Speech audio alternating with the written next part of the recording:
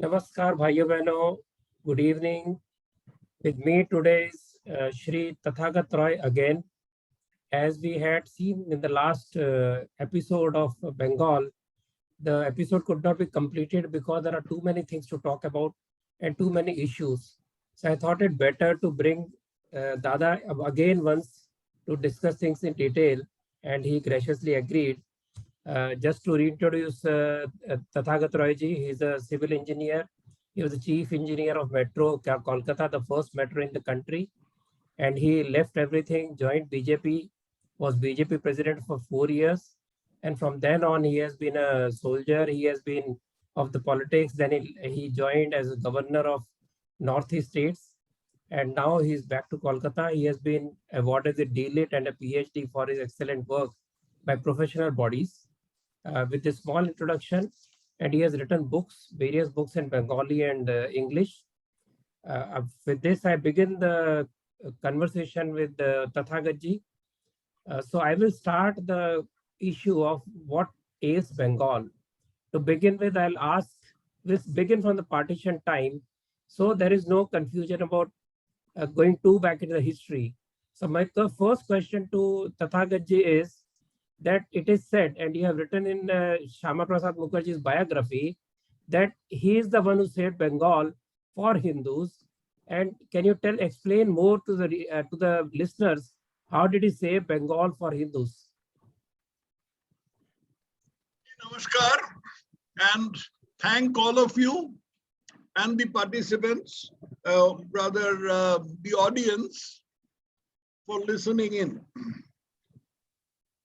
You see, sometime in 1947, around April, Congress accepted the partition of India, which was being demanded by Jinnah. This was in spite of the fact that Gandhiji had been saying that I shall not accept partition, vivisect me but not India, etc. But ultimately Congress accepted partition. When this happened, Dr. Shama Prasad Mukherjee said that if you are going to divide India, you must also divide Bengal, because the Hindu majority parts of Bengal, which are on the west side and which are contiguous to the rest of India, they will not live as dhimmis in an Islamic republic, and they would like to be joined to India. Now, Jinnah was absolutely aghast, and he had said, this is a move actuated by spite and bitterness. Those were the very words that he used, spite and bitterness. But Dr. Mukherjee campaigned throughout Bengal. Fortunately, he got the Congress on his side, because at that time, Dr. Mukherjee's own party, Hindu Mahasabha, was a rather small party with very little representation. The entire Bengali Hindu support was behind the Congress, but Congress supported him with the exception of Sharad Bose. So as a result of that, when there was a resolution regarding partition moved in the Bengal Legislative Assembly, the Hindu members overwhelmingly voted in favor of that partition. And meanwhile, the British Parliament had passed a resolution that, or rather, in the British Parliament, the Prime Minister of Britain, Clement Attlee, he made a declaration on the 3rd of June 1947 that India would be given independence and Bengal and Punjab would be partitioned. So I'm talking only about Bengal partition today. And about this thing, after it was passed, Mountbatten decided that the partition should be worked out by a barrister, English barrister called Sir Cyril Radcliffe. Now, had this partition not been done, had the partition of Bengal not been done, all of us, all Bengali Hindus would have been part of East Pakistan, and East Pakistan at that time was an Islamic republic. We would have been dhimmis, And East Pakistan had staged not one but three major pogroms. Right. In 1950, in 1964, and the worst was in 1971. During these pogroms, thousands of Hindus were killed, and many more were injured, and their women were brutalized, and they all escaped to West Bengal. I mean, whoever had lived, most of them had escaped to West Bengal. In particular, the intellectual class, the middle class, they had escaped to West Bengal. And that is why today we are living in West Bengal as proud citizens of India, as proud Bengali Hindus with our heads held high. This is the primary reason why I say that Dr. Shyama Prasad Mukherjee saved the Bengali Hindus. There is a secondary reason also. Had this not been done, the Northeast at that time, which was mostly Assam, plus the princely states of Tripura and Manipur, they would have been disjointed from the rest of India, and eventually Yes. they would have been gobbled up by Pakistan. Yes. By partitioning Bengal, Dr. Mukherjee kept those Hindu majority parts also as part of India, and that is why at every moment, at least I personally and all Bengali Hindus should thank Dr. Mukherjee for doing this great job. That's it. Sir, having said this, there is also allegation by the communists routinely that Shyama Prasad Mukherjee Hindu Mahasabha allied with Muslim League to form a government. That is one point, that they formed a government as Muslim League. But there is also another point to the same question, that Congress had abdicated its responsibility of forming governments. So that may be the reason why Shyama Prasad Mukherjee allied with Muslim League. So what exactly was the politics of the time? You see, for this, we have to go back to 1937. Yes. In 1937, there was an election on the basis of the Government of India Act 1935, which was passed in the British Parliament, under which there would be separate electorates for Muslims and an unreserved general category in which Hindus would also come, and the two categories would vote separately. Now, as it happened in the 1937 election,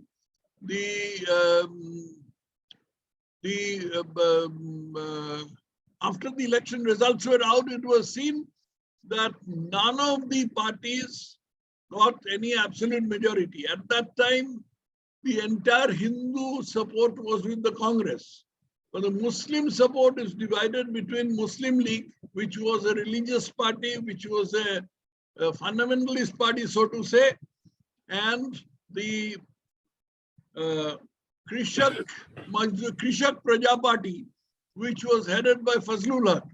This Krishak Praja Party was not a religious party as such, but its members happened to be practically all Muslims.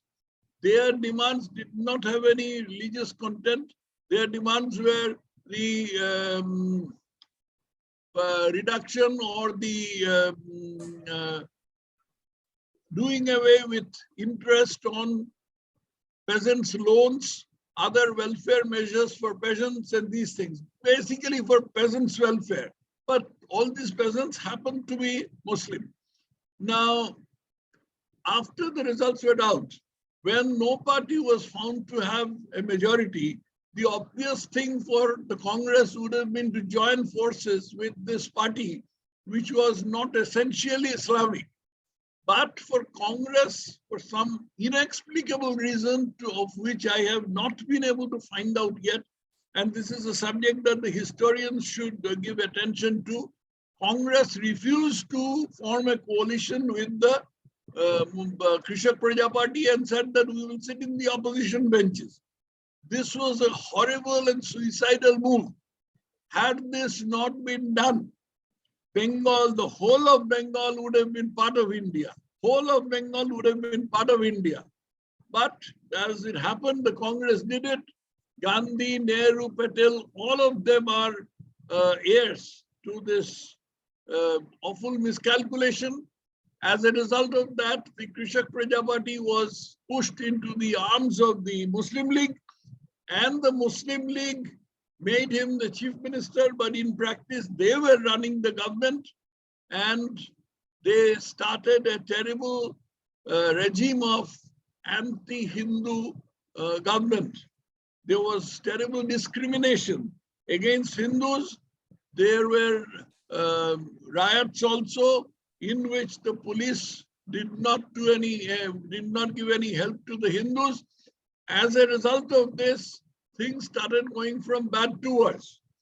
Finally, Dr. Shama Prasad Mukherjee was, at that time, Dr. Shama Prasad Mukherjee was in the field of academics. He was the youngest vice chancellor of Calcutta University, which is the oldest university in the country.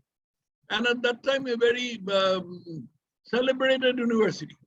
But Dr. Shama Prasad Mukherjee was dragged into politics by Hindu leaders at that time because they thought that no one else could give leadership to Hindus, including those of the Congress, I mean the Congress leaders.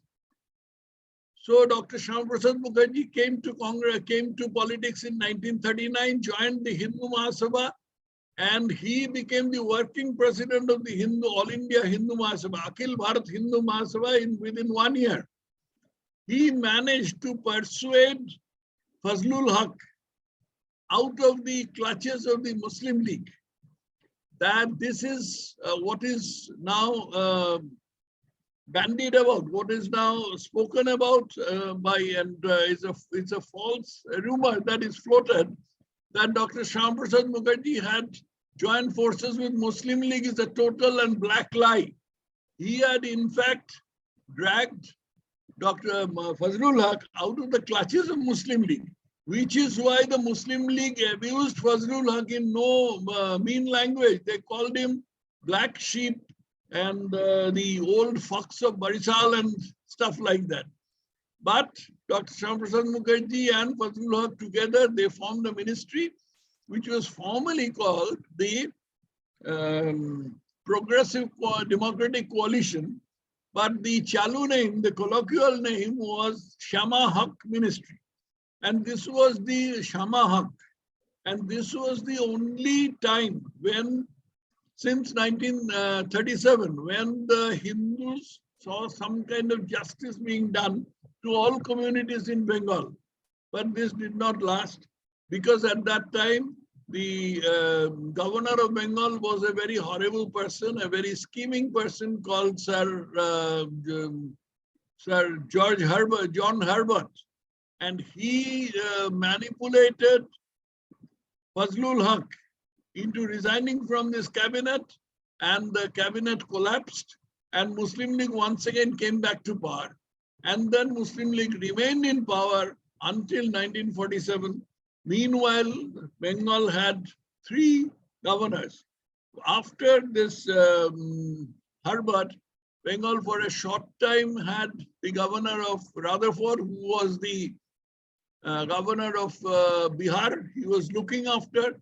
Then there was an Australian called Casey, who was the governor, and the last governor was Burroughs, Sir Frederick Burroughs. And all these governors were anti-Hindu. All these governors were anti-Hindu. Dr. Shama Prasad Mukherjee, right through this time, was the main anchor of Hindus. Because at that time, until 1945, all Congress leaders were in jail as a consequence of that Quit India movement. But it is during this time that Dr. Mukherjee gave leadership to the Hindus, and he managed to fight Jinnah's forces. Jinnah did not go to jail. Muslim League people did not go to jail. He managed to fight Jinnah's forces on behalf of the Hindus. Thank you so much for this clarification, because this is being thrown out regularly by the leftist historians, I know. especially of Bengal. So you have talked about partitions. So see, Indians know a lot about the atrocities of Punjab partition, what happened in Jammu Kashmir or Sindh, but there is not much known about the kind of atmosphere, the kind of violence that happened in Bengal. We now slowly know about the direct action, We only knew about Noakhali, where Gandhiji went and tried to pacify the people. But actually, the situation from there on, like you said, there are so many pogroms. Chakma Buddhists and Hindus who came from Bangladesh, at that time East Pakistan. So during the partition, what exactly was the situation of the Hindu society, apart from direct action, which is now well known, at least in the social media, where thousands were butchered and it was a planned pogrom against Hindus. Beyond that, during the partition, what is the situation? Because I think your family was one of the families who actually suffered during that time, if I'm not wrong. You see, there was a very interesting thing that happened on the 15th of August 1947. On 15th of August 1947, Gandhiji should have been in Delhi looking at the national flag being unfurled and the Union Jack being taken down. And the Premier of Bengal, Sarwardi, should have been in Karachi because he had fought on behalf of Pakistan, trying to take Calcutta into Pakistan. And for that, he had started the Great Calcutta Killings of 16th August 1946, just 1 year back. But Gandhiji happened to be in Calcutta on that day, and so was Sarwardi. Now, why was Sarwardi in Calcutta? I have it on very good authority that Sarwardi had a lot of Benami property, and a lot of concubines, because Sarwardi was a womanizer. He had a lot of concubines in Calcutta, and he didn't want to go away leaving them in the lurch. He also wanted to do something about his Benami property. But the Hindus would have lynched him on that day because of his role in the 1946 riots.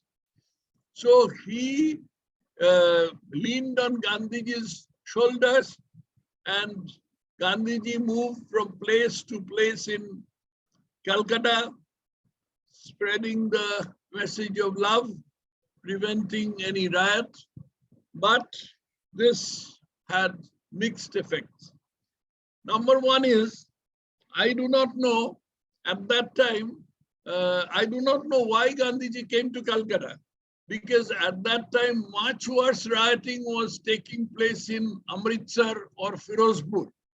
If Gandhiji wanted to spread the message of love and bring about amity between Muslims and non-Muslims, why didn't he go to Amritsar or Firozpur?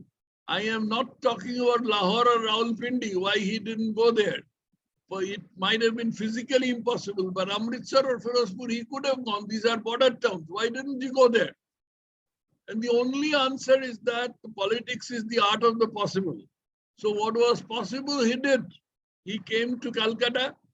He tried to work on the sentimental Bengalis, because if he had gone to Amritsar, the Sardajis would have made kima of him. So he stayed here. He spread the message of love, but in the process, he also prevented any kind of exchange of population between the two Bengals. He prevented the Bengali Muslims in West Bengal from going away to East Bengal. This had very unwelcome consequences. See, after this, East Pakistan came into being, and East Pakistan was in effect ruled by West Pakistanis. The West Pakistanis, basically the Punjabi Muslim elite, they had no idea of East Bengal before. After coming to East Bengal, they realized that this place is the entire intellectual space in this place is occupied by Bengali Hindus. So they decided first to drive out Bengali Hindus and reduce their influence. But this was not found possible by soft means, that is by discrimination and all that. The Bengali Hindus thought that we will stay on here, let us see. We might stay on as second-class citizen, but what of it? We'll stay on. But when this was found not possible, when it was found that this is not possible to drive out the Hindus, then the Pakistani government, East Pakistani government, principally the Chief Secretary Aziz Ahmed, who was the person who was actually ruling East Pakistan. He was an ICS officer. They engineered an anti-Hindu riot, anti-Hindu pogrom. It is not a riot, it's a pogrom. One-sided killing, massacre. And they drove out practically the entire middle class, intellectual class of Hindus out of East Bengal. And what sort of pogrom there was, it's a very long story. It is all recorded in my book, My People Uprooted. But just I'll give you one example. On the 12th of February 1950,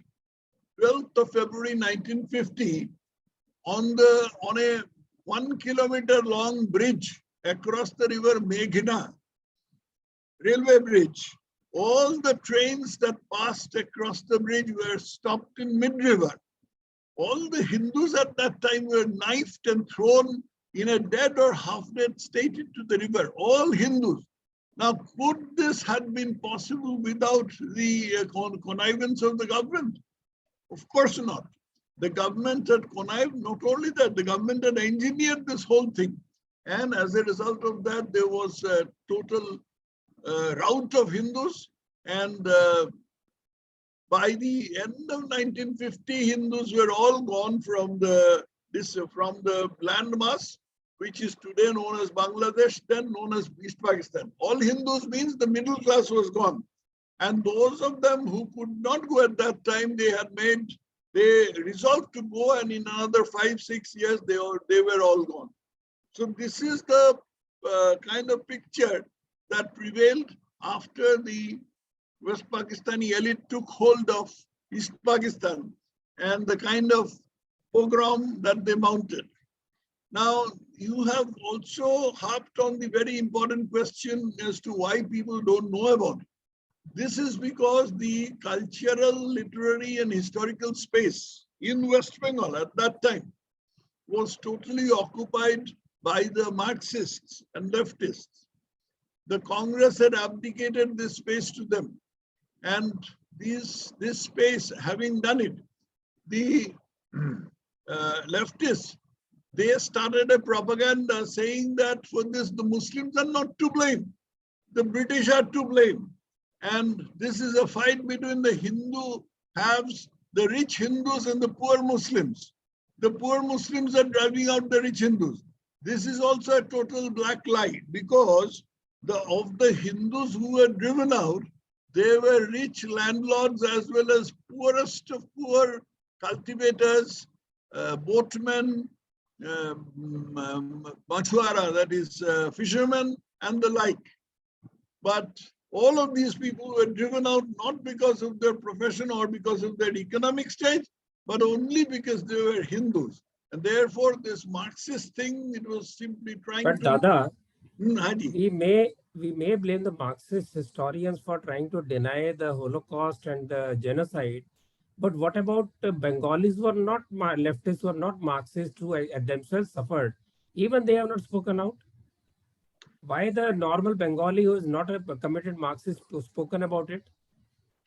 See, for anything of this sort, you need leadership. At that time, Dr. Shyama Prasad Mukherjee was one leader, but he had resigned from the Union Cabinet in protest against the Nehru-Liaquat Pact. This Nehru-Liaquat Pact was a pact which Nehru and Liaquat Ali had inked in the fond hope that Pakistan will look after their minorities. Pakistan, of course, did not. But Nehru did it. He was living in his own world of make-believe.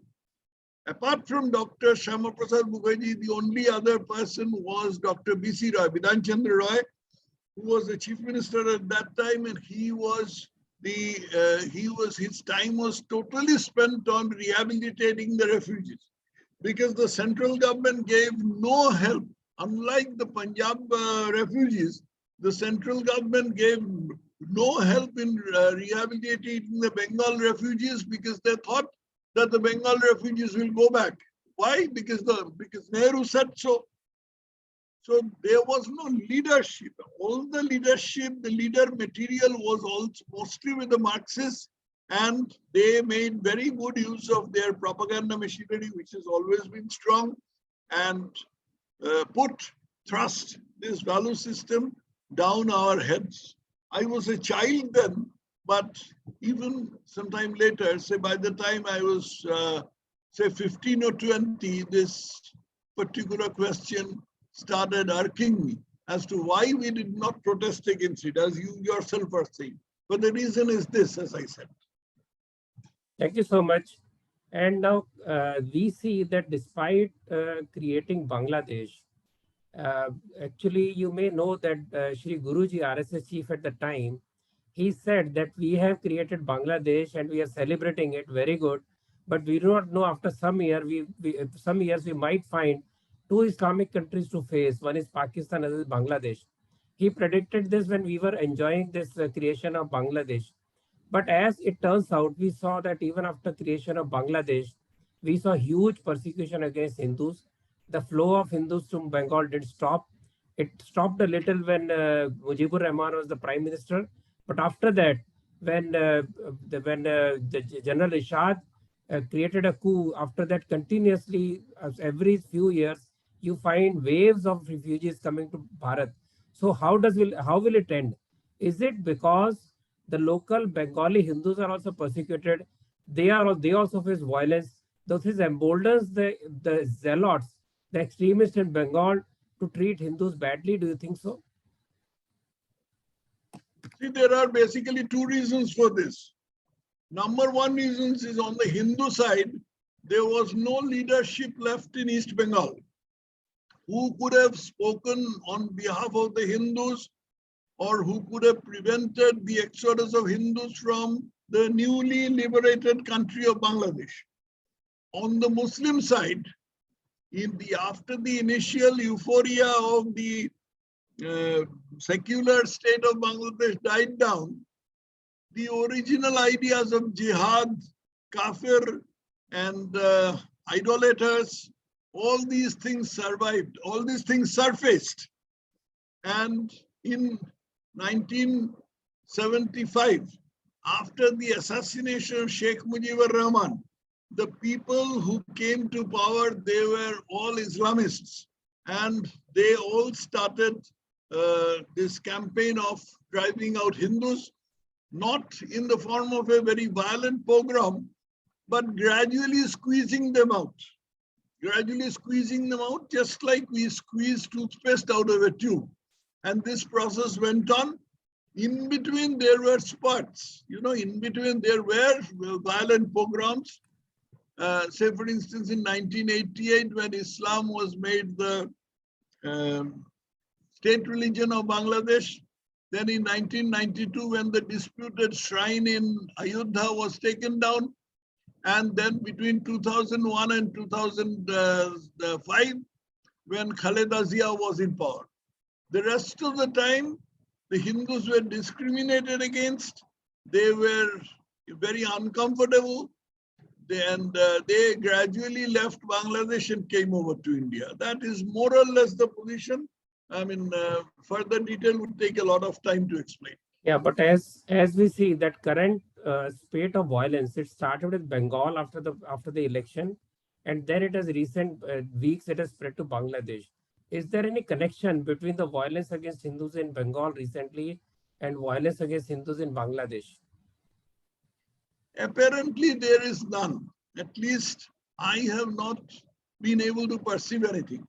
The violence in Bengal, West Bengal, that we have seen after the elections of 2021 were caused principally because just before the elections, when the BJP leaders were campaigning, they used very foul language against the Trinamulis.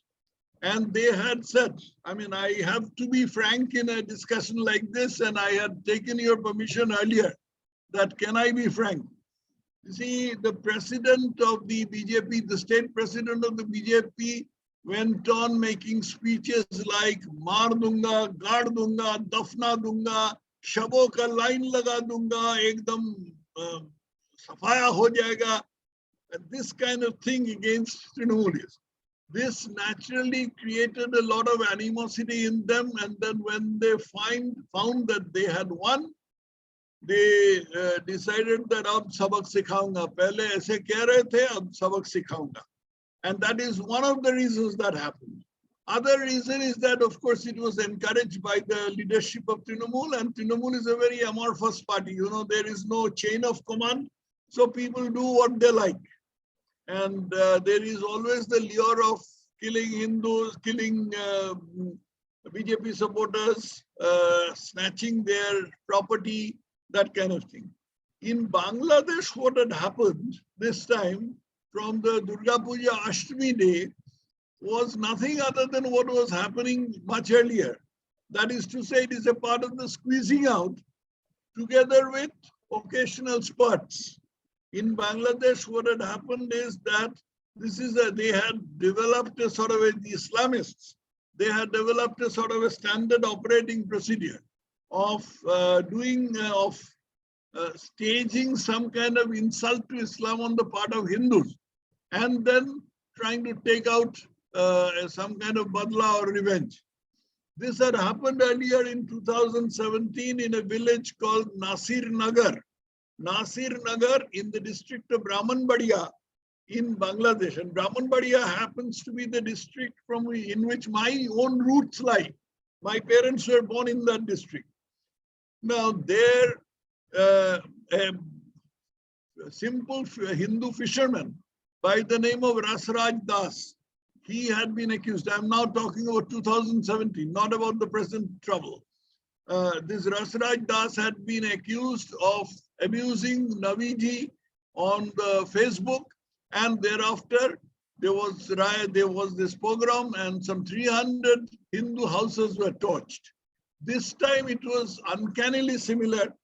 A copy of the Quran was placed at the foot of Hanumanji's image, idol, and then some Muslim came running and said, "Oh, you have insulted the Quran, you have insulted the whole Muslim Ummah." Then they started breaking Ma Durga's idols, breaking the pandals, vandalizing everything, and killing Hindus. This is how the two things worked out separately. I have not, at least so far, been able to see any connection between them. Dada, you are in a way absolving TMC and its goons and the kind of anti-Hindu riots that happened in Bengal after the elections, and also absolving them of any kind of animosity or anti-Hindu feeling which was exhibited after the polls. Do you really mean that, or your factor about BJP was just one of the factors, and you still believe that TMC did a targeted killing of BJP workers and Hindus? No, I'm not absolving anyone.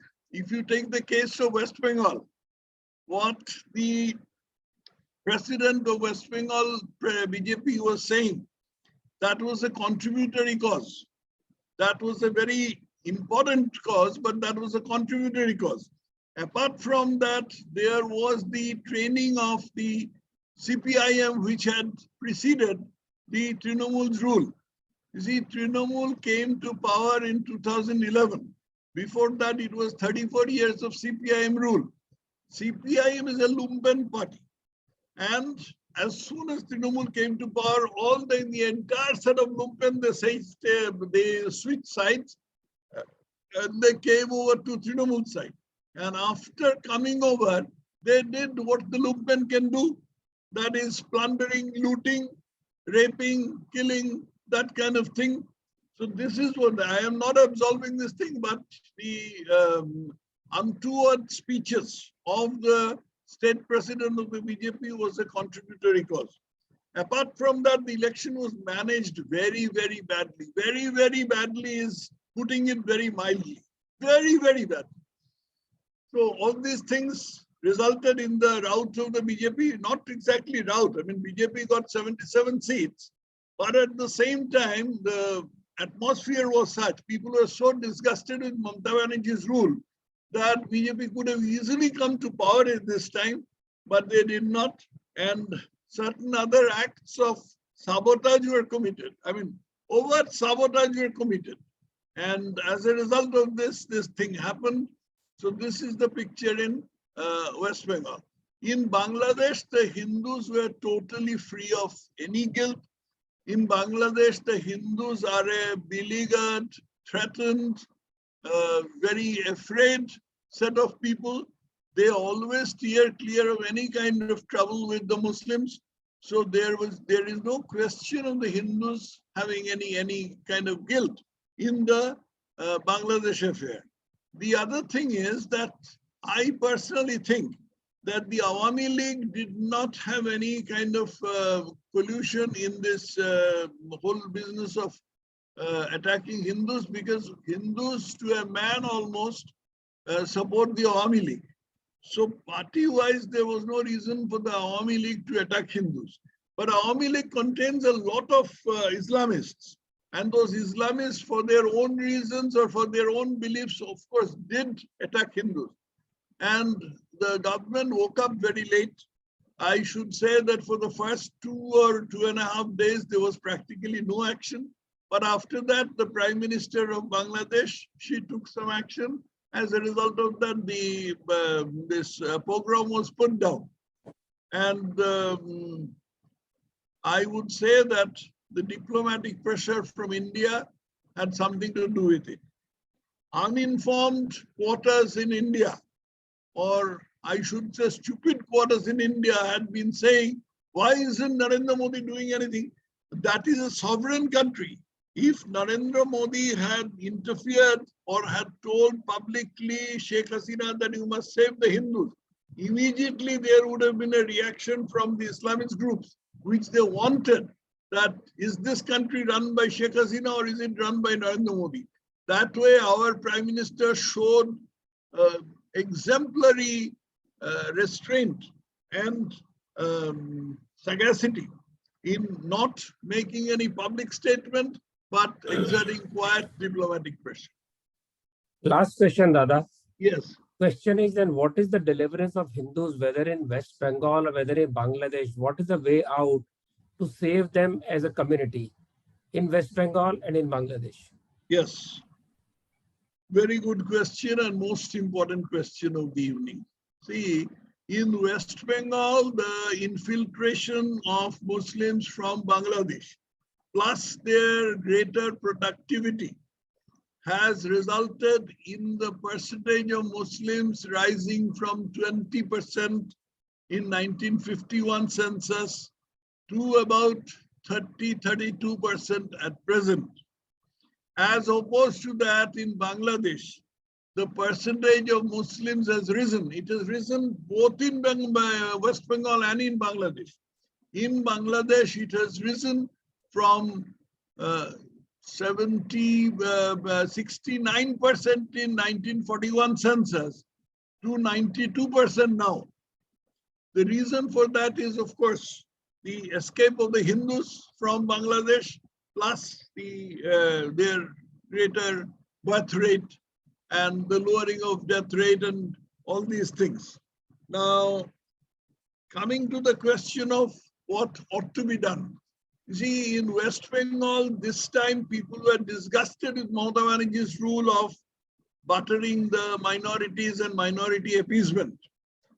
If this had been properly handled, then I was sure that BJP would have come to power, and with it, the BJP would have brought justice to Hindus. Hindus and Muslims, the Muslims are Indian citizens. We do not want them to go away. Right now, the situation, we can't turn the clock back. In 1950, there should have been an exchange of population, but that is not possible today. Can't turn the clock back, but we can give justice to Hindus.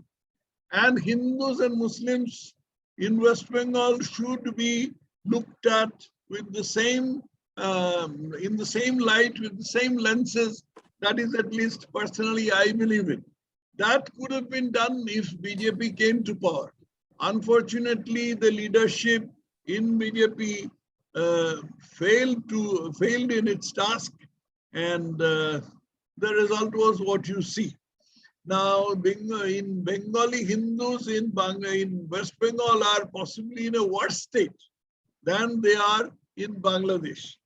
In most places, they consider themselves safe, and where there are no Muslims, say for instance, where I live in Kolkata, but elsewhere in Muslim pockets, the Hindus are threatened, Hindus are beleaguered, and they realize that great trouble is at hand. So this is what is needed in West Bengal. We must get a proper government. We must get the Bharatiya Janata Party to power, and we must ensure that proper justice is done to both Hindus and Muslims in West Bengal, so that the two groups can live in amity and there is no further infiltration from Bangladesh. These things are put an end to, and generally there is amity. Our country is a secular country, and it should function like a secular country. In Bangladesh, it is different. Islam is still their state religion, and the ethos is totally Islamic now. It is very far away from what Sheikh Mujibur Rahman had conceived of it back in 1972. So in Bangladesh, what is needed is that first thing, I personally think that the Hindus should make it clear that they are a force. They should not lie idle. They are not there for killing. Their women are not there for brutalizing. They have a right to their religious functions, performing their religious functions. They wish no ill of the Muslims. In fact, they are not in a position to wish any ill. But at the same time, they should not take anything lying down. Any animal, even if you're an ant, a red ant, if you try to stamp it under your feet, it will try to bite you. If you kick a cat, the cat will try to bite you or to register its protest in some way. It is only the Hindus of Bangladesh who have not done it, who have just suffered in silence. This sufferings in silence, however much Gandhian it may be, it has not borne fruit, and it will make things much worse. Secondly, India must try with diplomatic pressure, because Bangladesh is a country which is in India's bosom. It is unlike Pakistan, which is on one side of India. Bangladesh is surrounded on all sides by India. So the economic interests of Bangladesh and economic interests of India are not different. The position is of what is called win-win or lose-lose. So if we must have a friendly government in Bangladesh, and for that, whatever political moves have to be taken in India must be taken. It is possible to take such moves. It is part of politics. So no reason why India should take it. And I must say that the present government of Sri Narendra Modi is doing it a little, as I said a little while back. The Prime Minister has shown extraordinary sagacity and restraint in dealing with this crisis.